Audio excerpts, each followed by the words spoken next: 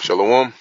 First and foremost, I want to give all praises, honor, and glory to Yahweh, Bahasham, Yahweh Shai, Bahasham, Rakha Kodash. Double honors to the elders and the apostles of Great Millstone, and peace and blessings to the elect. And Lord willing, this would be a quick drive-in talk or in transit. And basically, this morning, I woke up, I saw this notification concerning outages of internet services, and really more so like phone services or phone service providers like AT&T, T-Mobile, and a few other widely known service providers. And pretty much the service is down in terms of just communications, telecommunications, all of that, and also internet services, right? So say you use AT&T and you when you're outside and you're not in your home network and you can't connect to like your router or Wi-Fi, you use your cellular data to connect to the internet, and so on and so forth. So that's not working. Um, and I read about it, but I was still looking at it because this isn't the first time that there's been outages like that. So it wasn't until I tried making a phone call that it wasn't really working on my end either. So just something interesting to keep an eye out on. These things happen, of course, but we always got to see, right? Now, just yesterday, I did a video on the FBI warning that that these Chinese hackers um, are basically in positions to put malware, into like different areas of the U.S. infrastructure in order to disrupt it. And so, they sound pretty on high alert about that. And we got to watch and see what comes of this. Okay. Now, maybe by the time I upload this video, the service could be back on, right? Everything could be quote unquote fixed and back to normal. Though I tried looking up the cause of this outage, and it's happening around the US, but they're not saying specifically what caused or what's causing the outage. So hey, it could be a series of different things, right? Maybe it could be an actual cyber attack, and maybe they could get systems back up and running, and they might just cover it up and just to as a damage control, to avoid panic. All right, or it could be just another basic outage for whatever reason it may be. Okay, but something that I did think about, which is what we've been constantly, we speak about this in terms of the uncomfortability that the collapse of society would bring to people, because people are not used to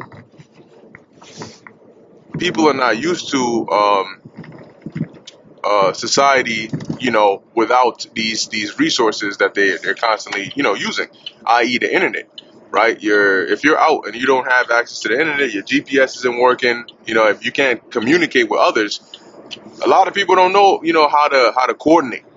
All right, everything is usually done via text or a quick, phone call or FaceTime or something like that. Okay, so it's going to be very chaotic when people lose access to communication. Okay, whether you're at work or you're at home and something goes down, because remember, like, typically when something goes down, the first thing that people want to do is get in contact with their loved ones and so on and so forth to inform them, or to find out if they're doing okay. Like, hey, I just heard yada yada, you good, like, what's going on? But if a part of the shit that's going down is your avenue to communicate or find out the condition of those you care about is gone, that's going to cause more panic to set into people's minds, because we live in a society that's faithless. So they don't have faith. They're not able to call on the Lord or pray and have faith that everything is going to be good. So immediately when something goes wrong, they think of the worst. All right, that's people today. A lot of people are pessimists. Immediately something happens, they think of the worst things. Oh my gosh, what if this? Oh my gosh, what if that? And they start panicking and bugging out, and eventually that ends them up in a worse situation. All right. So like I said, I mean, this could be just a regular outage, or maybe it could be the start of something. But regardless, when that time actually happens, be it an EMP attack or the grid goes down or the hackers actually do launch an attack to disrupt the U.S. infrastructural services, it's going to be very, very uncomfortable, really for everybody, right, including us, because we're going to be in this situation.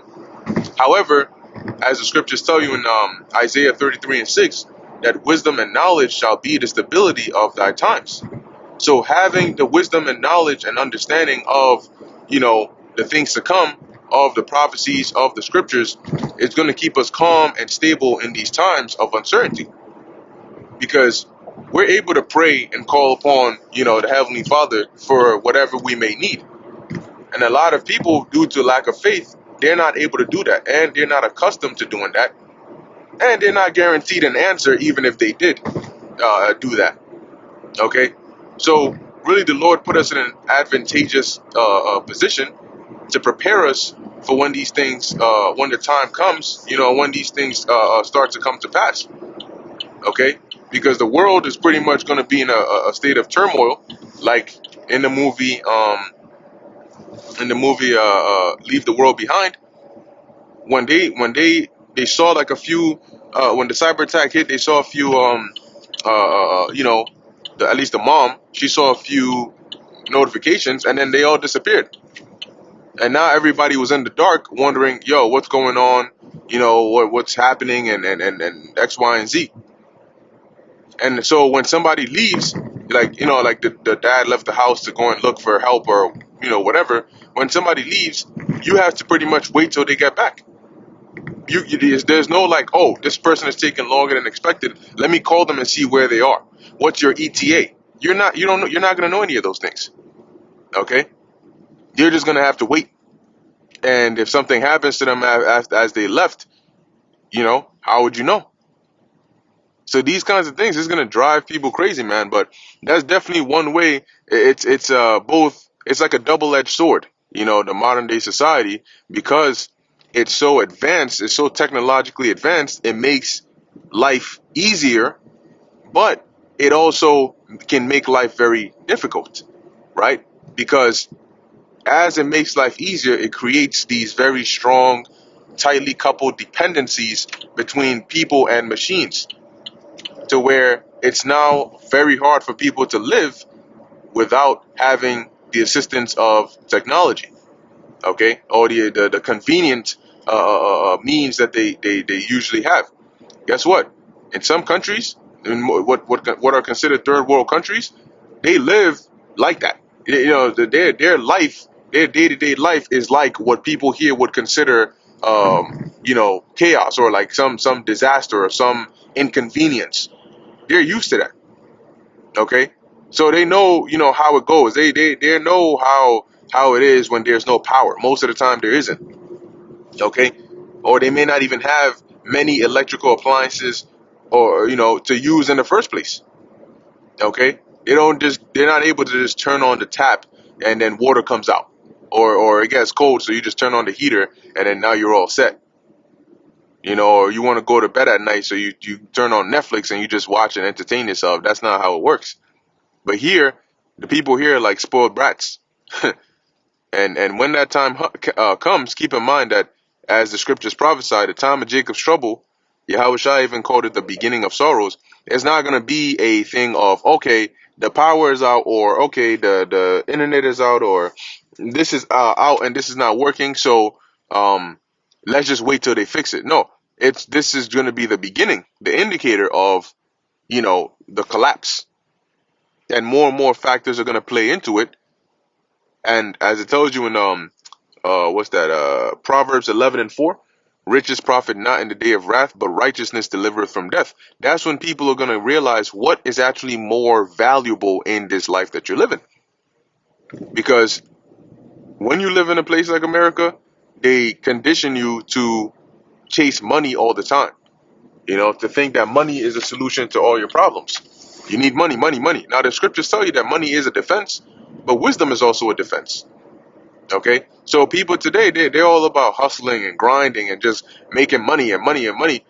When all hell breaks loose, the fiat currency that you're using holds no weight. Why would somebody care if you have 3, 10, 20 bands if they can just go into the store and take whatever they want? No, they're not care. They're not gonna care about what cashier is gonna be working in that time. You know, for that moment of time when shit hits the fan, and before they try to restore some form of order with even more chaos. For that period of time, people are gonna do what Second Ezra 15 tells you, that the course of their action shall stand in their power. They're gonna do whatever seems right in their own eyes, and then it's gonna go to that saying, survival of the fittest, right? The strong survive. So in that time, if somebody has leverage over you, be it a weapon, a gun, whatever it is, they're gonna do whatever it is they want to do with that, without fear of consequences of getting arrested by the cops or anything like that. And that's when you're gonna see how ruthless people really are. Because imagine society today where you do have police, you do have consequences for violent actions and all of these things, and these things still go on. Okay, people still go about behaving recklessly while knowing what the consequences are. So how much more for a time when they know in their minds there ain't gonna be no consequences? As a matter of fact, even the so-called law enforcement that's supposed to be putting order, they're also committing crimes. So can you imagine when it's kind of like the purge, right? It's kind of like, okay, well, who's gonna stop me? You know, today somebody try to steal your purse or whatever. Oh, you threaten to call the cops, or you do call the cops, and then they flee, or you scream and they flee because they know that somebody around is gonna pop out and, hey, what you doing? Yo, what? Stop! That kind of thing. When all hell's breaking loose, or when people are in a state of panic, they're worried about themselves. They're not interested in stopping. Maybe in the beginning stages, maybe one person might, hey, yo, hey, chill out. But maybe you take this hypothetical example, right? This dude is like harassing this chick, and this guy goes in there because all hell's breaking loose. He's like, oh shit, you know what? Out of my good nature, let me stop and help this chick. So he's like, yo, stop, you can't do. Pulls out a gun, blasts this dude in the head. Somebody else witnesses it. You think that person is gonna, when they come across a situation like that in the future, you think they're gonna stop and try to do what that dude did? No. They're going, hey, well, I didn't see nothing, and they're gonna keep about their day. So, as it says in Jeremiah 30:7, it's going to be a time like never before. And in 1 Thessalonians, the 5th chapter, tells you that it's going to be sudden, sudden destruction. People are not going to expect it. And even if they expect something to happen, they're not going to expect it to spiral into what it's going to become. And that's when you're going to have those Ezekiel 33 and 33. When this comes to pass, lo, it will come. Then they're going to know that a prophet has been among them. They're going to remember all the things, all the warnings that we've been giving them, because guess what? All these things are going to start to transpire. And life is going to become very, very, very difficult. All right? It's going to become very difficult. You're going to have to make some very difficult choices, and there's going to be some very scary times and a lot of uncertainty. And people do not have the stomach today to be able to handle that. So, I mean, at the end of the day, let's see. All right, because if it ain't today, it ain't tomorrow. It's going to be one of these days, as the scriptures say, right? And the day is only getting closer and closer and closer. Eventually, one day you're going to wake up and that day is going to be the day. Okay? We're only getting closer and closer to that moment. So if it ain't today, one day you're going to wake up and it's going to be that day. So with that, I'm going to end it here. Lord willing, that was edifying and informative to the elect. In closing, I want to give all praises, honor, and glory to Yahweh, Bahasham, Yahweh Shai, Bahasham, Rachak Wadash. And until next time, Shalom.